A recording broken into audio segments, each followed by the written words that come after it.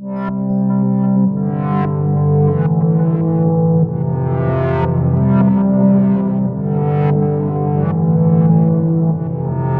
everyone, welcome back. So today we're going to talk about covers, what to look for, and what not to do. But before we do that, make sure to click that like button for me, and if you end up liking the video, subscribe down below. All right, let's get started. The reason I decided to pick this topic this week is right now I am in the process of doing a cover rebrand for my Nymph's Revenge series because I've just decided to go a different direction with the cover art. As much as I love the cover art, it was originally commissioned because I was planning on doing a lot of in-person events and I just really enjoy this artist's art. However, I'm realizing now that it's not really in genre for when I'm trying to sell online, so it doesn't work as well for the online market, unfortunately. While it did work really well for in-person with like bookstores and with anime cons, because everything's going online right now, it's just not what I need. So I went through that and I want to share some of the tips that I've learned along the way and some of my favorite cover artists. I'm going to start you off with some of my favorite cover artists and what types of covers they make because there's different types. I went with typography because I really wanted a typography / symbol cover since I saw a lot of like the traditionally published fairy tale retellings doing that lately. And it's just something I've always really wanted for the series because I really enjoy those kinds of symbol and typography covers.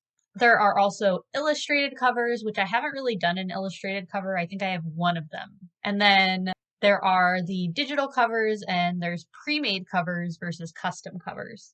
So I've done a lot of pre-made covers, but not a lot of customs. I did customs for the Nymph's Revenge series, and then I'm doing customs again for the rebrand. But for my Gemstone Massacre series, I went lower budget and did all pre-made covers.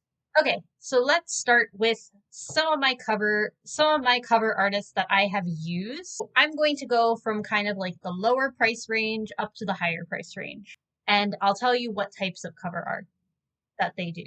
So for digital covers, like usually with a stock model or something like that, I would say my two that I've used the most that I've for the most part enjoyed using are Vicky Adrian, who I think her group on Facebook is Creative Cover Book Design.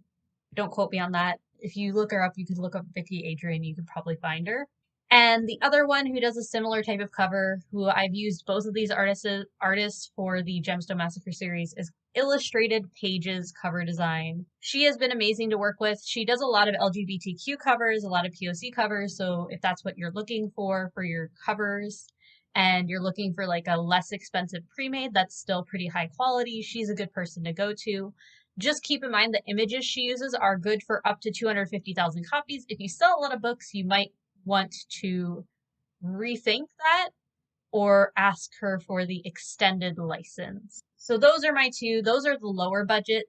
They're usually for their covers, they're about in the 100 to 150 range for the pre-mades, with it being ever so slightly higher if you're looking for a custom cover.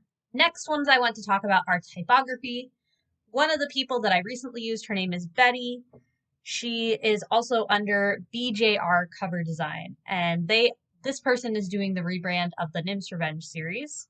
The other person that I recommend who has some really awesome typography covers is Psycat Covers. And then the other one is Mulan Jiang. I can't remember the name of their group. It might actually just be their name, but they also have some really awesome typography covers. So those are the three I'd recommend.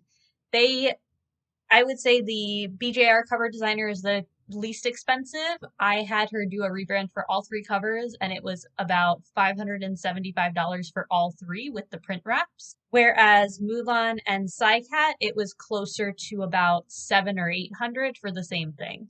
And then I'm going to talk next about some that do both digital and illustrated. The ones that I would recommend would be Dark Imaginarium art, which are kind of like a little bit higher up on the price scale. They do, I think, mostly digital. And theirs are, I believe, right now about 300 or so, with it being, I think I'm thinking that's their price for customs. I believe their price for pre-mades is a little bit lower, like 200, 250 per cover. And there's Covers by Christian, which is a little bit on the higher end. I want to say it's in the 300 to 500 range for the pre-mades, and then I haven't even tried to book any custom, so I can't really tell you on the custom. But those are some of the cover artists I would recommend. I'm going to recommend 2 Facebook groups for you that are really good if you are trying to find a cover artist or if none of the ones that I've mentioned sound interesting to you. The first one is Book Cover Gallery. I found some really awesome cover artists through there. And the second one is Book Cover Marketplace. Again, these are all on Facebook. So if you're looking for them, you can search these group names or these people and find them. And I would say of the 2, Book Cover Design Marketplace is, I think, the one that has some of the lower price point covers. Book Cover Gallery does have some lower price point covers. And then the last thing I'm going to mention as far as resources go is companies that you can use. So if you aren't interested in any of the freelancers I've mentioned, if you aren't interested in any of the Facebook groups I mentioned, I'm going to recommend Mibble Art, I think is how it's said. It's like MIBL. It's a newer one that I've seen, and a lot of people have said that they enjoy using it. Pretty good service from what I've heard. I haven't used this one personally, so I'm not going to personally vouch for it, but I have heard a lot of good things about it. So that's one you can check out too if you're looking for a cover for your book. Next thing I want to talk about, red flags. These are some things to look for when you are ordering your cover art so you don't end up in trouble with copyright and everything later. First thing you want to look for is the price really, really low? If it's really low, it might be a little suspicious. You would probably want to look into it. Second thing is, have you heard other authors saying things about them and about there being issues with copyright and their covers? If you're in a lot of author groups, you might hear some names pop up as far as like people who bought a cover and then they tried to upload it and had copyright issues. So you want to look for stories like that because that's a possible red flag. Some people are just going to gossip, but sometimes there is some legitimacy to what they're saying. So just be cautious with the gossip thing, but it is something to look out for. Next thing you want to do, ask about the licensing for their photos and things. Most cover artists, if they are legit, will be very upfront about their licensing. If they are skittish about licensing, or if they cannot provide any proof of licensing for the images they use for the cover, that's a red flag. You're probably going to want to go with someone else. The other thing you can do to really protect yourself when getting cover art from somebody is use a contract. Have it signed.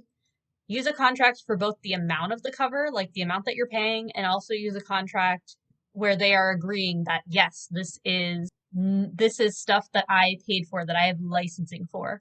Make sure that they're signing a contract, something along those lines. I'll put a template that I've used, if I can, in either the description or up here somewhere. The other thing that you want to be cautious of is, does that cover look exactly like a cover that you see published? Now, I wouldn't be too concerned if it has like a similar style, because sometimes cover artists may want to like recreate that style, or an author may have specifically requested that they want that similar style. But if you see like it looks exactly the same, it might be a concern. If it's just one image that looks the same, it could just be the same stock image and they just didn't do that much to change it. So just be cautious if it looks like too similar. And last thing you want to be careful of is the quality good? If you have grainy images in your cover, that's not a good thing. So you should be watching out for things like that. If you see grainy images, or heck, if you see a watermark from another cover artist, I know that sounds really like bizarre, but you wouldn't believe some of the things that I've seen. Be careful of that. Or if you see that the skill level and quality is varying widely, and I don't mean like between their covers that they did last year or their covers they did 2 years ago. I mean like a cover they did a day ago and a cover they did now. If that's like the skill level is really different, that might be a little bit sketchy. So just be careful of things like that. One last thing I want to have as a bonus point to avoid. Avoid Fiverr covers. You may find some really good artists on Fiverr, but again, some of the things I mentioned with copyright are really prevalent on Fiverr. Of course, this could still happen in the Facebook groups and things like that, but it's really prevalent on Fiverr. So if you are going to use Fiverr, just be very, very cautious, and also be aware that you're probably getting what you're paying for. All right, last thing I want to talk about is some things that you should do when you're looking for a cover. Some things that I wish I had done with my first couple of covers. One thing you really want to do, find reference covers. Look at stuff in your genre that is selling well. I would recommend, if you are self-publishing, look at it, the difference between the self-published covers and the traditionally published covers. Now, you can try to imitate the styles that the traditional publishers are doing, but keep in mind that this will probably cost more. You might need a more skilled cover artist to do this, and you're probably going to have to shell out more money. And also keep in mind that people are going to have traditional publishing expectations for you if you use that type of cover. So that's just something to be aware of. You probably are going to want to go the route of trying to match the other self-publishing covers. So look at some of the other self-published covers in your genre. See what are some of the elements that you're seeing over and over again. In my case, I went the route of trying to imitate some of the symbol covers that I saw that were in the same genre. And it was a little tricky because I'm on the border of a couple of different genres. So I looked at a couple of examples of like some dark fantasy and some fairy tale and some YA fairy tale because I'm on the cusp of those three things. So I got a couple of reference covers, both of pre-made covers that I had seen that were very clearly in that genre, and then of some bestsellers that I found. And I pulled those as reference images to show to my cover artist. So they had a good like jumping point to go off of. And I'm pretty happy with how they turned out. I'll be sharing those soon. But that's one really good thing you can do is find some reference images, save them, and you can then later give them to your cover artist to help when you are trying to decide what to do. Second thing to keep in mind, don't try to do too much on your cover. I have made this mistake many a times. Most of the time, something pretty simple. A picture of your character on the front or an important symbol will be completely sufficient. That's all I have for you today. If you like this video, make sure to click the like button and subscribe to my channel down below. And let me know, what are some things that you wish you had known before you picked your covers? All right, that's all. Thanks. Bye.